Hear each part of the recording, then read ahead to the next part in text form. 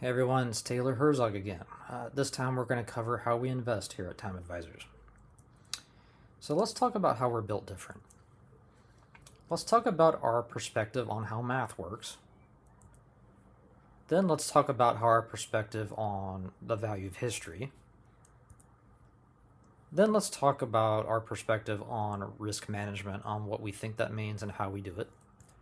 And we believe these combination of factors is what makes us different at Time Advisors. So now let's talk about math.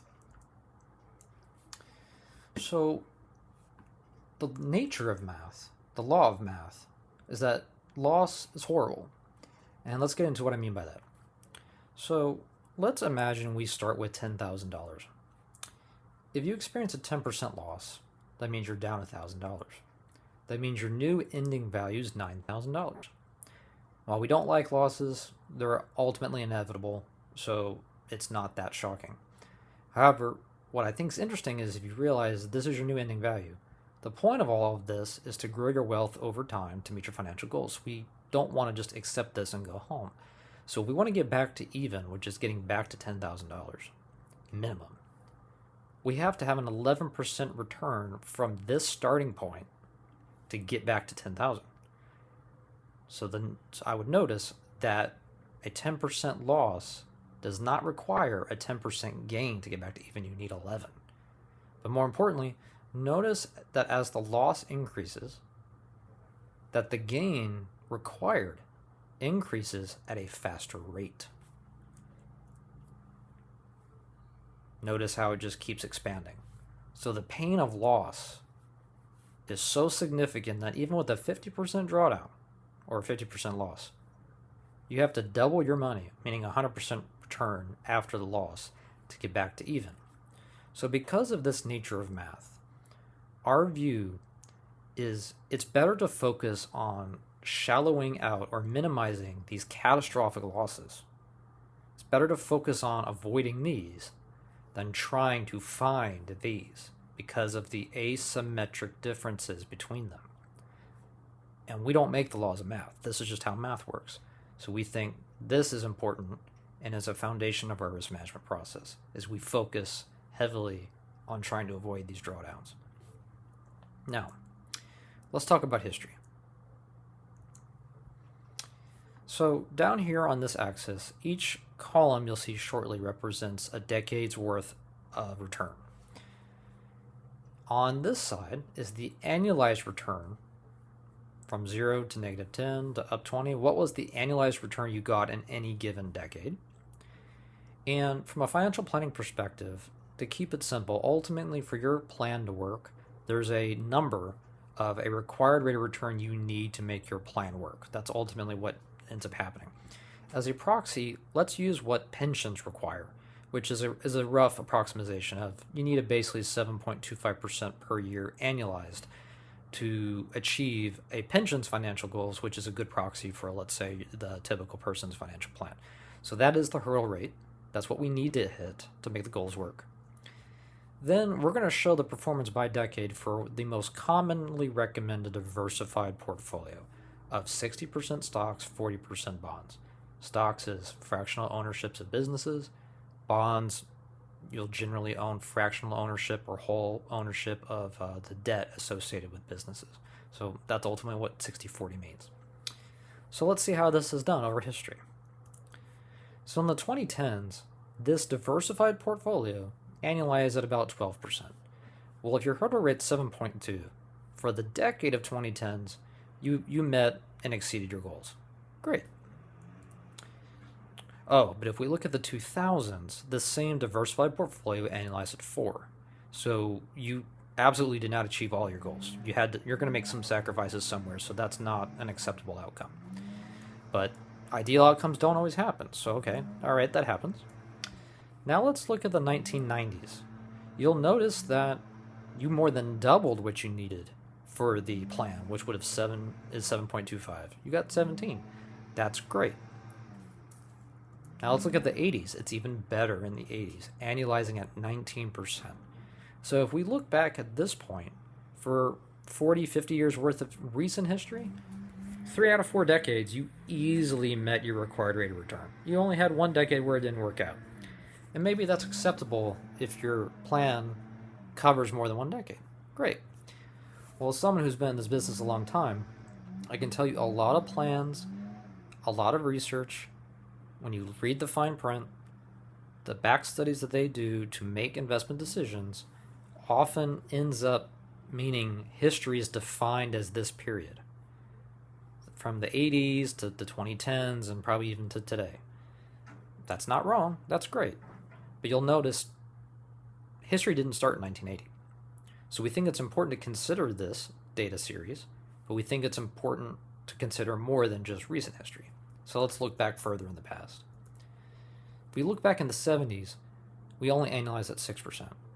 Well, we still failed to meet our goals, but we barely missed it. So still not a great outcome, but it's a bare miss. All right. What about the 60s?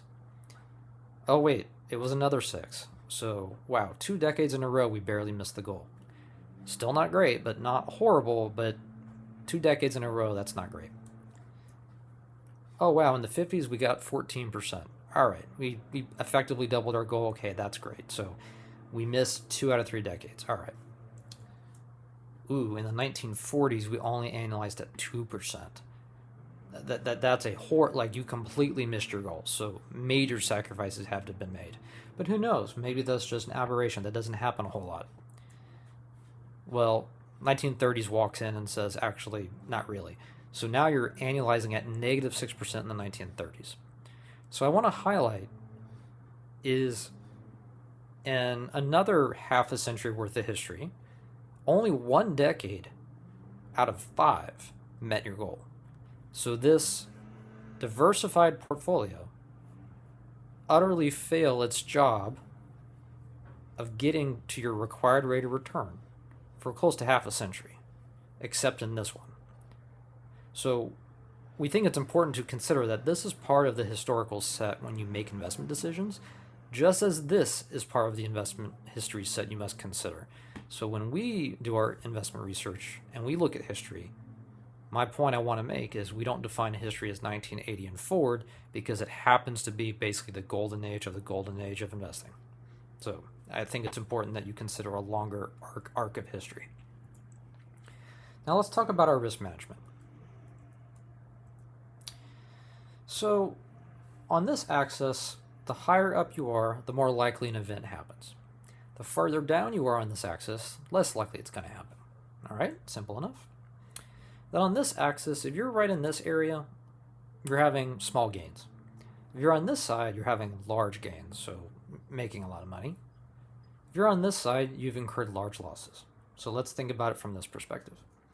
And to make it easier to understand, let's add some color. So green is really great. Blue feels good. Yellow's a little painful, and red's really bad. So this is the different range of outcomes. Now, for most common risk management, this is your typical shape of possibility, meaning the vast majority of the time, meaning frequency, you have lots of small gains, you occasionally have some large gains, and you occasionally have some large losses. Let's make this a little more tangible. This would be the equivalent of getting maybe your weekly or every 2-week paycheck. It's reliable, it happens very frequently, it's consistent. All right, lots of small gains. But if you suddenly win the lottery, from a risk perspective, that's a risky event. But it's a good kind of risky, meaning, oh, it's an uncertain event. But it's a great uncertainty, meaning I won the lottery and I'm not going to complain. Great, that's an uncertain, large event. The opposite would be getting in a car wreck. It's not common, but it's the bad kind, meaning a bad negative event happened. But what we try to do is change the shape of probabilities. So you'll notice that what we're aiming to do is to increase the certainty of things. So it's higher, this black line. It comes at the cost of maybe decreasing the odds of winning the lottery. But we're only accepting this if we materially decrease the odds of these large losses. You'll notice this very much connects to our prior slide where we talked about how the math of loss is horrible. This is why. If you shave down significant losses, you don't have to work as hard, meaning you can sacrifice some winning lottery tickets and compound capital better over time. So you'll hear us say many times, we're trying to shave the tails of the curve. So in this case, the probability curve, we want to shave down these large losses. We want to minimize that this happens. We want to shave that down, but more importantly, we want to shave this down at a greater rate than we're giving up large gains. That is our goal. So we are aiming to shape probabilities to allow us to compound investments and therefore capital better over time. Now, let's talk about how we're bidirectional and we can go anywhere. We can go long, we can go short, we can go anywhere. And we'll talk about that shortly. So, let's talk about what we mean by that. So if you're up here, let's say this means you're long. This just means you make money when prices rise. This is the most common way people think about investing. The price of something goes up, I make money. That's called being long. If you're on this end, this means you're short, which means you make money when prices fall.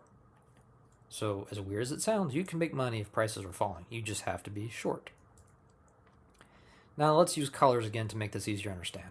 Green means prices are rising, and if you're long, you make money. Red means prices are falling, and if you're short, you're making money. Now, most investors, whether on their own or with other advisors, their investments will ultimately be in some sort of blend between stocks and bonds. Again, remember, fractional ownership of businesses, the equity, and then fractional ownerships of their debt or bonds.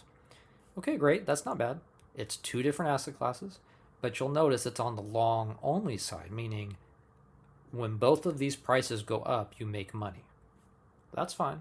That's a long position. This is what's most common for most investors and advisors that recommend them. However, there's entire asset classes that we need to consider. Currencies, meaning do you make money when prices of currencies go up? Can you make money when prices of commodities go up? So think in terms of energy, oil and natural gas, or textiles like cotton, or food like corn and wheat. You get the idea, stuff you use. So when prices of those things go up, did you make money? And then there's options.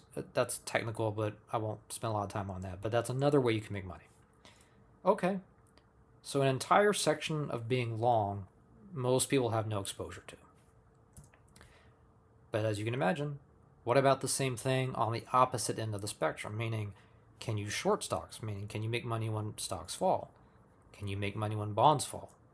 Can you short currencies? Can you short commodities and short options? So you can see here that the vast majority of what people experience, whether through their own effort or through their advisors, are long only and a small subset of what's out there. However, we at Time Advisors, we do all of this.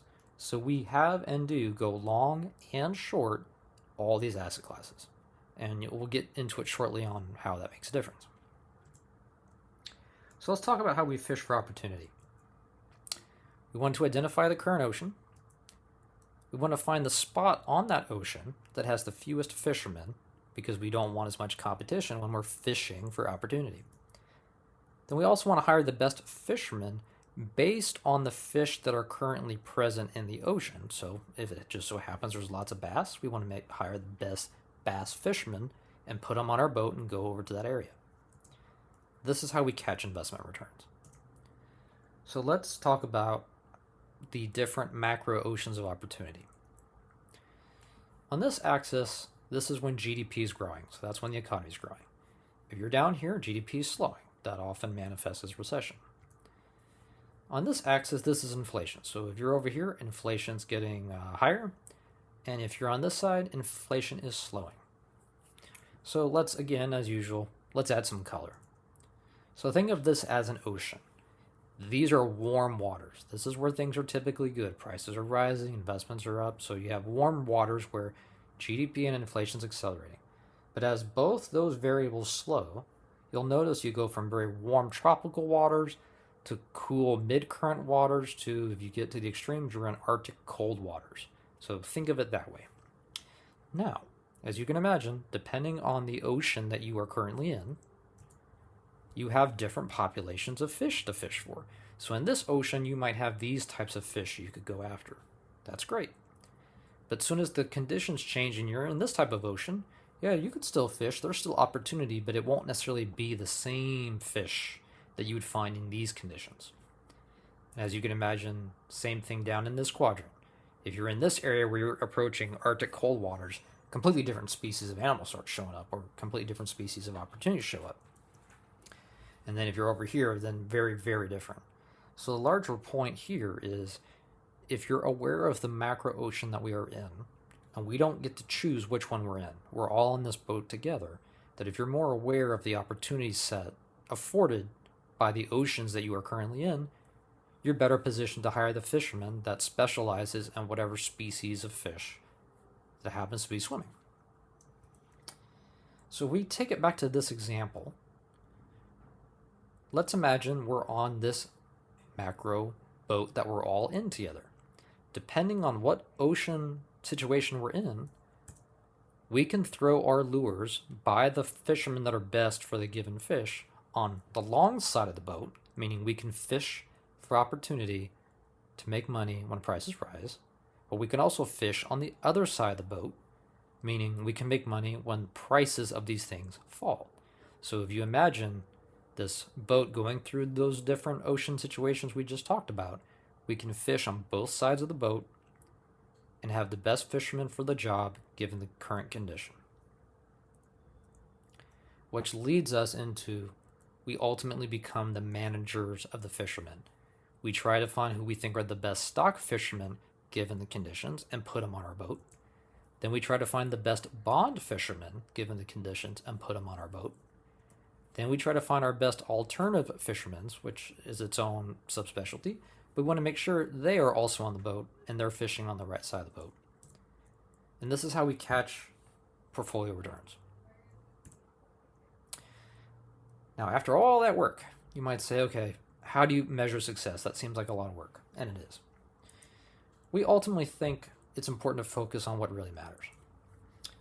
The whole point of all of this fishing, like we pointed out in prior videos, it's a means to an end. Investment returns are a means to an end to achieve your financial goals. That is the definition of success. Whether or not these investment returns are the highest it's ever been achieved doesn't matter. There's always going to be some combination of things out there. There will always be that neighbor. There will always be that thing that earned more return. But that doesn't matter as long as you're achieving your financial goals. We as investment professionals, we definitely want to have above average returns for the risk we're taking. But that is a different discipline than achieving your goals. We want, ideally, to accomplish both. But this is the priority, achieving your goals in a reliable way to increase the odds you stay in that high probability zone of achieving success. So let's recap. Our investment risk management is about probability shaping. We want to shape the curve of probabilities by shaving down the downside tails, meaning rare but extreme losses. We want to shave those down without shaving too much off the upside tails, which is we don't want to shave off too many of those odds of winning the lottery. We're bidirectional and we go anywhere. We aim to manage risk by being able to both go long, which means make money when prices rise, and go short, which means making money when prices fall. And we want to fish on both sides of the macro boat in the full range of asset classes. It's not just vanilla stocks and bonds. We're also historically aware. We aim to understand where we're going by better understanding what has happened, both in the recent but also the distant past.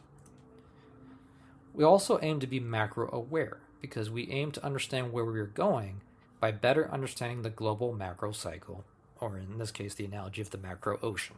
Where are we in those ocean currents? Then we aim to manage risk by being the manager of multiple fishermen. This helps us manage the risk of any one individual investment because we allocate to discrete investment managers or fishermen that are specialists in their respective fields.